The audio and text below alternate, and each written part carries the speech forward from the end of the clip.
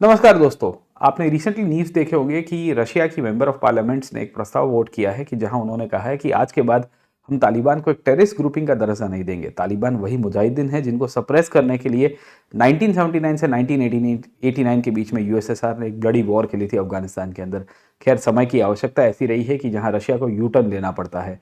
World history में ऐसे सैकड़ों इवेंट्स है जहां यू टर्न लिए गए हैं। 1954 में जब फ्रांस ने डीकोलोनाइज किया वियतनाम को, उसके बाद अमेरिका वहां पे कम्युनिस्ट मूवमेंट को सप्रेस करने के लिए गया। हो ची मी के द्वारा जिस तरह से क्रांतिकारी घटनाएं को अंजाम दिया गया, जिसके परिणाम स्वरूप 1975 के अंदर अमेरिका को साइगोन में अपनी एम्बेसी खाली करके हेलीकॉप्टर से जाना पड़ा और वियतनाम के ऊपर सैंक्शंस लगाए गए। यह अमेरिका 1995 के अंदर यू टर्न लेता है और वियतनाम के साथ अच्छे रिलेशंस बनाता है। आज की तारीख में वियतनाम अमेरिका का one of the biggest partner है टू काउंटर एडवर्सरी चाइना। आपको एक और एग्जाम्पल देखने को मिलता है बिस्मार्क के नाम से, जहां बिस्मार्क ने ऑस्ट्रिया को पराजित किया था जर्मन यूनिफिकेशन के समय पे, और उसको पता था कि जर्मनी का सबसे बड़ा दुश्मन ऑस्ट्रिया है।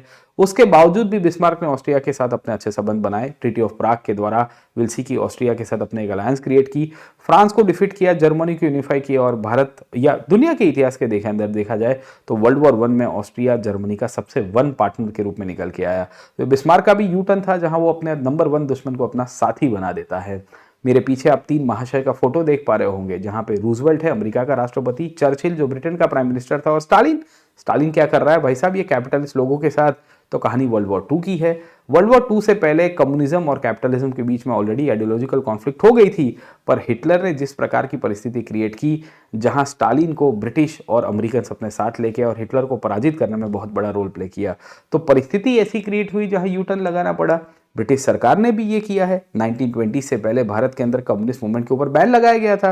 1920 से 1940 के बीच में भारत में कम्युनिस्ट पार्टी के बहुत सारे लीडर्स को जेल में डाल दिया गया।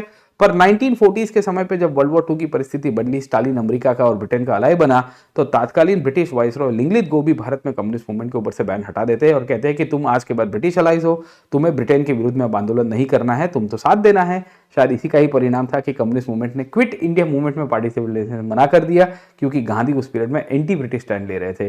तो दोस्तों, वर्ल्ड हिस्ट्री में सैकड़ों यू टर्न्स देखने को मिलेंगे। अगर आप इस तरह से कॉम्प्रिहेंसिव हिस्ट्री और एनालिसिस करने की कोशिश कर रहे हो तो जुड़िए हमारे साथ ऑन अनअकैडमी। अभी आपको बहुत ही एक्सक्लूसिव ऑफर मिल रहा है। कोड यूज करना ना भूलिएगा, PN लाइव। डिस्क्रिप्शन बॉक्स के अंदर लिंक अवेलेबल है। टॉप एजुकेटर्स के द्वारा आपको क्लासेस मिलेंगे और बहुत कॉम्प्रिहेंसिव अपडेट्स, और आपको मैं वन स्टॉप सॉल्यूशन के रूप में गारंटी देता हूं। ज्वाइन करिए Unacademy. I will see you in the next session. Let's crack it.